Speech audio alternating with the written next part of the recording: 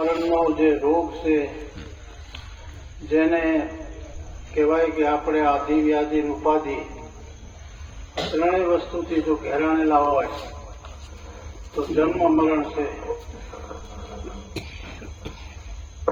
ધીમું પડે ને અવાજ જ ધીમો છે, અવાજ બધો યોગ્ય છે.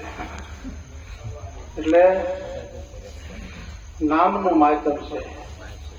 હકીકતમાં હમણાં સાક્ષી બોલ્યા કે આદિ નામ ગુપ્ત હૈ બુજત વિરલા કોઈ.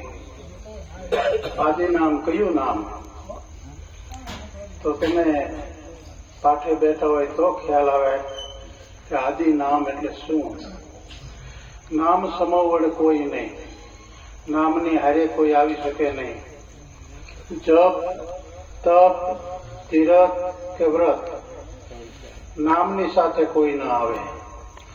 નામ સમવડ કોઈ નહીં, જપ તપ તીરથ જોગ નામે પાતક છૂટશે. પાતક એટલે પાપીમાં પાપી માણસ હોય એ નામથી તરી જાય.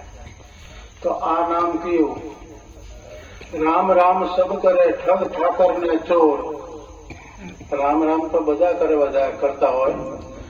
ચોરી કરવા જતો હોય તો ભગવાનના પગે લાગતો હોય કે હે ભગવાન, હે રામ મને બચાવજે. ઠગ ઠાકર ને ચોર. પણ જો નામ સે અધમ તરે वो नाम कुछ और. तो आका नाम क्यों?